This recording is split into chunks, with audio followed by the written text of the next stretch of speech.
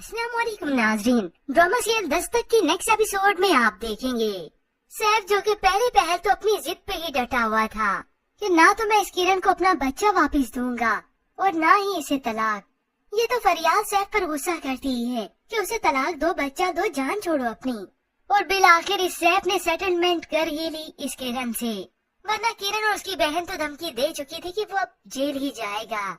तभी तो बच्चा दे दिया, दोनों के दरमियान सेटलमेंट हो जाती है कि मैं तुम्हें तलाक भी दे दूंगा। अब किरण के माँ बाप अलग से परेशान होते हैं और बाप अपनी टिपिकल सोच लेकर अलग से रिएक्ट करता है, तो किरण भी खाने की टेबल पर कह देती है तलाक कोई अछूत की बीमारी नहीं जो दूसरों को लग जाएगी। तो बाप भी कह देता है कि लोगों के लिए अछूत की बीमारी है, यानी उसे हर तरीके से कायल करने की कोशिश कर रहे हैं कि किरण तलाक ना ले। जबकि दूसरी जानिब सैफ की वालदा का दिमाग तो ठिकाने अब ये फरियाद ही करने वाली है, क्योंकि यही तो है जिन्होंने बर्बाद की अपनी जिद में आकर इस किरण की जिंदगी। बहाने करती थी, झूठ बोलती थी, ड्रामेबाजी करती थी। आज ये उनकी ड्रामेबाजी उन्हीं के सामने आती है। फरियाद जो कि अब सैफ के साथ बहुत खुश है, मगर सैफ की वालदा हमेशा फरियाद को बातें ही सुनाती है, क्योंकि इन्हें अपने पोते और इस किरण का दुख लगा है। और अब की बार भी फरियाद से कह देती है जो लोग दूसरों को खुश नहीं रखते ना, वो कभी खुश नहीं रह सकते। फरियाद ये ताना तो उनके मुंह पे दे मारती है। हाँ ठीक कह रही हैं आप, इसलिए तो आप खुश नहीं, क्योंकि आपने मेरी खुशियाँ बर्बाद कर दी थी। ये सुनकर उन्हें तो और ज्यादा गुस्सा आता है। ऐसे में उसी वक्त सैफ आ गया तो ये फरियाद अपना रंग बदल लेती है।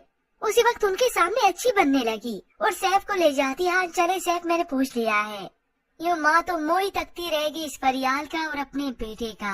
और कुछ देर के बाद वो आंटी भी आ गई तो सैफ की वालदा उन्हें अपना दुख बताती हैं। कभी कभी अपना झूठ सच बनकर सामने आ जाता है और फिर उस सच पर कोई यकीन नहीं करता। यूँ सैफ की वालदा तो अब अपने कमरे तक ही महदूद हो जाती हैं, क्योंकि फरियाद ने आते साथ ही ने साइड पे लगा दिया है। खुद ये सैफ फरियाद को लेकर रोज सैर सपाटे पे चला जाता है, क्योंकि बगौर उसके उसे अपनी खुशियाँ अभी तो मिली हैं। यूँ सैफ सब कुछ करके खुश है अपनी जिंदगी में, मगर इधर अपनों ने ही जिंदगी अजीरन की है इस किरण की। फुप्पो आ गई तो अलग से ताने देती है, बातें सुनाती है। अगर तलाक का दाग लग गया तो किरण फट से जवाब देती है, कौन सा दाग? ऐसा मैंने क्या किया जो मुझ पर दाग लग गया? तलाक अगर दाग है, जुर्म है, सजा है, तो उसका मुजरिम ये सैफ है, मैं नहीं।